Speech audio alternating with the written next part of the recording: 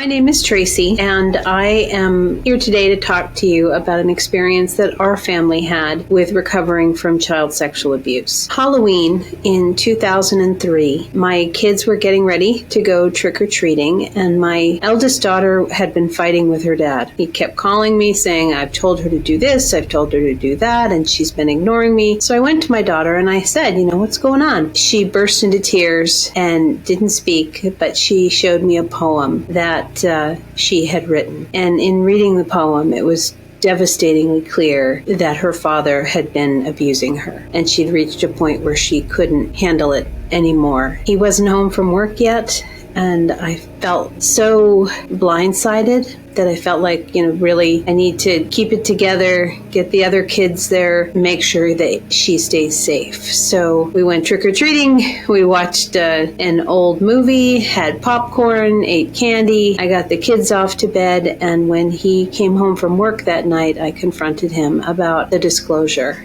which he strongly denied. So I told him he couldn't come in the house. He had to talk to the police and work it out. He wasn't going to be back until that had been taken care of. Instead of heading to the police department like we had discussed, he ran, and he was missing for 5 days. In the course of that 5 days, I had called the schools to make sure that they wouldn't release any of the children. We had 5 of them at that time. They said, we can't do that. He's legally custodian. We can't keep them from him. So I kept everybody home from school. Changed the locks on the house, and I had called law enforcement. I had filed a report with DCF, with our Division of Child Protection and Permanency. So everyone was just waiting to see when and if he would resurface. He did, in our yard. Younger daughter came running in the house, Daddy's home, Daddy's home. My older daughter, who had made the disclosure, freaked out, panicked, ran to her room, locked the door, and hid under the bed. I went outside and I told him, you can't stay here. You have to go. I will go with you to the sheriff's office. We can do it together, but you have to resolve this before you can come back home. He looked terrible. He was haggard. He was unwashed. His car was filthy, but I got him to agree to come with me to the sheriff's office. I called my parents who lived in town, asked them to go to the house to be with the kids. My parents were hysterical of, what are you doing? You can't go with him. What are you doing? And I told them, look, right now I'm his only ally, and if I can get him down there, we'll all be safe. So we went to a local hotel. I checked him in, paid for 2 nights, told him to take a shower, went to Subway and got him lunch, waited for him to eat, and then we drove to the sheriff's office. It was such a terrifying and nerve-wracking experience because he was somebody who had never ever been in trouble before. He had a PhD, taught piano lessons, went to church, and all of the things that he had built in his life were on the verge of crashing down. But he trusted me. What he didn't know is that I had been working in concert with the sheriff's office, and when he had called a day or two before, I had recorded everything with that conversation. He was interrogated for the better part of an hour and a half. I waited out in the lobby, and I could hear him crying. When he finally emerged with the detective nodded at me very casually and went like this, which I knew meant we're going to arrest him. And I nodded, yeah, do it. My now ex-husband saw the exchange and his tears instantly stopped. And he said, you set me up. Yeah, I did. He was in the county jail for several weeks before his trial. In the meantime, he was desperate to get me back as an ally. He wrote letters, would try to call from the facility. He begged for visits. My younger children hadn't had this kind of negative experience with him. Were really devastated of, where's our dad? What's happening? And I made the controversial decision to take them on a visit to the jail. I also didn't want him to become a mythical figure for lack of a better term. Once they saw that he was okay and they had a chance to talk to him, they were reassured and we were able to move forward. He was charged with sexual assault of a minor under the age of 12. While she was 15 when she disclosed, she was about 8 years old. I was a stay-at-home parent, so I was, largely there, making it more challenging, I'm sure. I went back to school. And I worked part-time as the kids got older, which made access easier for him. At the end of the day, when we went to the trial, to court, my daughter did not want him to know that she was there. And so we sat on the floor and we listened as he tried to argue with the judge that if only people understood his position, they would see that he wasn't really guilty. In the end, he ended up taking a plea deal and he served 48 months in prison and then had another year in a halfway house in the state where the abuse actually began. Started in Illinois and then continued into Florida. One of the things that we had asked the prosecutor for and were able to get was a probation through my youngest's 18th birthday. So there were eyes on him until my children were adults. I was 20 when I met my ex-husband at college. We both came from a very religious community. Before we got married, he did tell me and disclose that his father had molested at least one of his sisters, which was horrifying. But he told me that they had gone to counseling, that had been addressed, and he and his brothers had spoken to psychologists about risks for them moving forward because they were in their late teens, early 20s when the disclosure happened. As awful as it was, he was so open about it and had addressed it that it wasn't anything that I was concerned about moving forward with my own family. Within a year of being married, we had our eldest child, and things were normal. We lived all across the country as he worked on different projects. He was a wildlife ecologist. We went on vacations. We bought a house. We owned a Prius. Just a normal kind of family. But looking back after my daughter's disclosure, there were some red flags that I missed. When my daughter was about 4, maybe 5, we were visiting with my parents who lived at the beach. And we had spent the day at the beach, came home. I went upstairs and he was in the shower with her. I said, that's really inappropriate. You don't take a shower with a little girl at, 4 or 5 years old. That's not okay. And his feeling was that in his family there had been so much shame about the naked body that he didn't want his kids being raised like that. I hear what you're saying, but it's not appropriate. Don't do that again. Red flag 2, several years later, my mom, who had grown up in foster care and had been a victim of child sexual abuse, said, I think there's something going on here. He's going in that bedroom to take a nap, because it was the quietest room in the house. And she didn't think that was appropriate. Thing 3 happened just before my daughter's disclosure of what had happened. She came to me one day and said, Mom, you got to talk to Dad.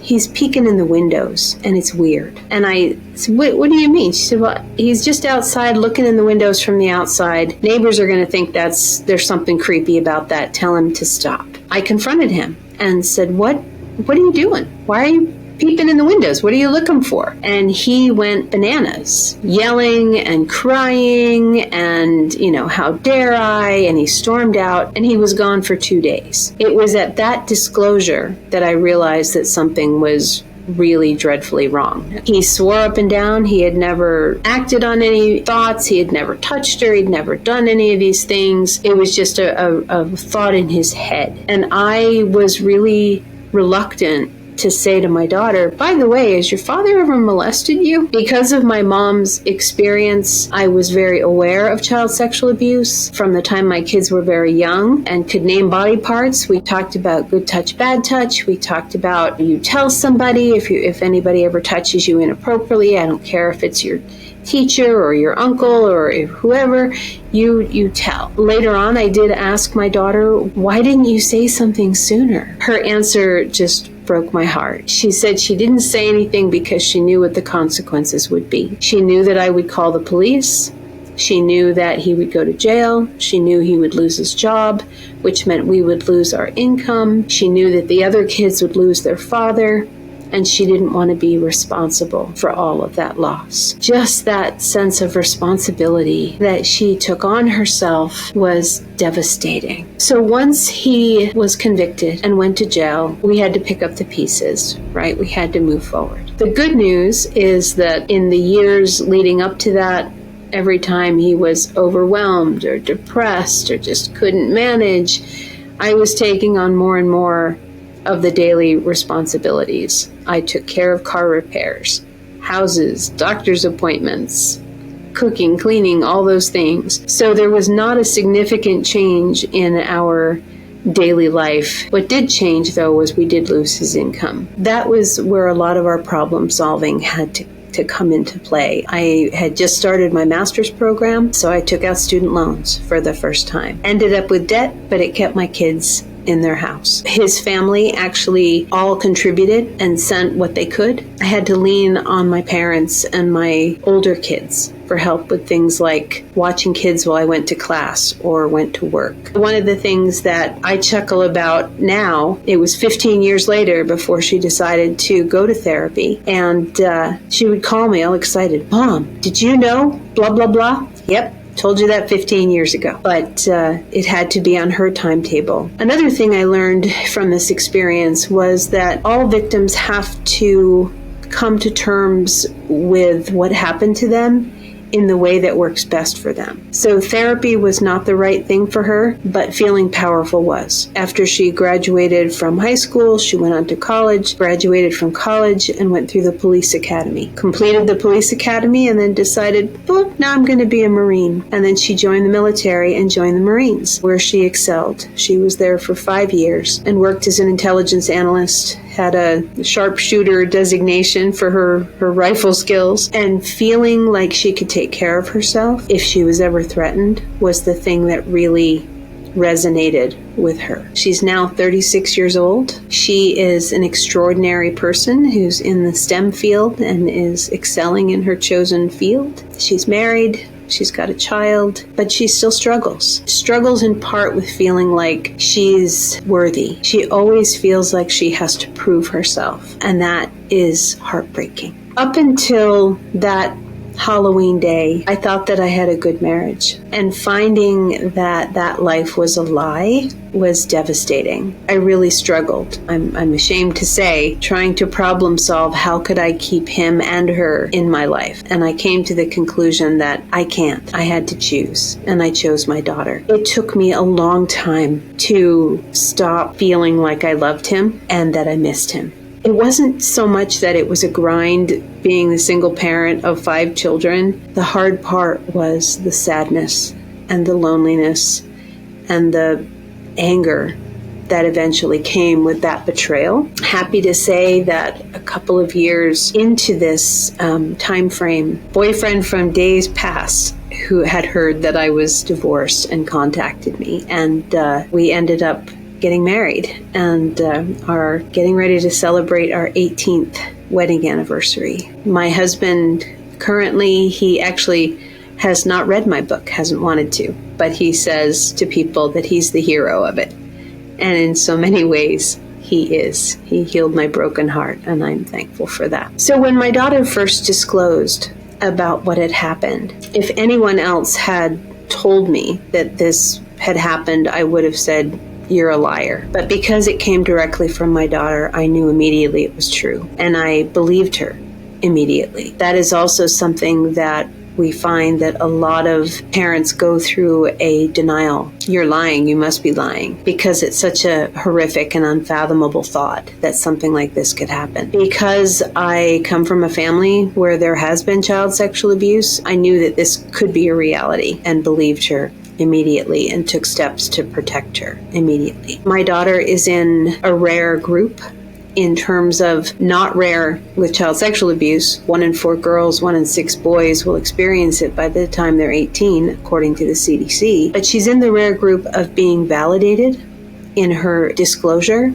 and seeing justice done. Very few kids actually get that. In fact, there was one study that I read that the average age of disclosure is 42 years old. To carry around that burden for a lifetime is just almost unbearable. For me, as her parent, hearing this, I was gutted and I was stunned. And my first instinct was to protect her. And I hugged her hard and I reassured her that it was going to be okay. But then I had to figure out how to follow through on that promise that it was going to be okay. And that's where the harder part comes. One of the other things that was hard for me is I didn't want my kids to see me break apart. So if I was going to cry, it was at night while they were asleep in the privacy of my own room, and they just saw me carry on day after day. One of the therapists who we saw told me that was a mistake. It sent my kids the message that we're not going to show any emotion. We're just going to keep right on going, suck it up, and move on. It did not teach them how to process how devastating this was. So I've tried to be more transparent about how I feel. Although it took me a number of years to get that feedback, I hope I didn't do too much damage in that time. One of the ways that I coped was to compartmentalize. If I was at work, it was all work. If I was at home, it was all home. If I was doing dishes, it was all dishes. But that was the way that I was able to survive, because otherwise the flood of emotion and dysregulation would have made it impossible for me to function on a day-to-day basis. I will just say that one of the things that I did not appreciate until I was away from the situation and out of my ex-husband's sphere of influence was the amount of gaslighting that went on and the patronizing nature of the relationship, of the, oh, poo-poo, you don't really understand, you don't know, you're making something out of nothing, when really there were issues that I did not see until I was outside of that sphere of influence. One of the things that I try to get across now as the parent of somebody who's experienced this is that some of the things that you'll see in victim recovery, we pathologize and we shame. If you've gone through this and you're experiencing these things and wondering, what's wrong with me? There's nothing wrong with you, sweetie. This is your brain's way of trying to protect you. And it's so crucially important that when you find a therapist, when you look for a therapist, look for someone who is trauma-informed. My younger daughter started having flashbacks, and we realized that she too had been a victim of my ex-husband's. She had suppressed it. And one of the things that they don't tell you in class when you're learning about this stuff is the long-term effects of child sexual abuse over time. I feel like in our family, everybody's done as well as anyone could hope for, right? We still find shards of this trauma that surface in one way or another. So I cannot say that this will never bother you again, that you can put it in the back of your mind and forget about it. I can't say that. But what I can say is that it does become manageable. It can get to a point where it's no longer the focus of your life, but you do need to address and acknowledge that it's real, that it happened, that there are still consequences. And though if there's anybody in your family telling you it happened 20 years ago, just get over it, that's not a reasonable request. It's still part of the everyday. We just have to find a way to manage it better.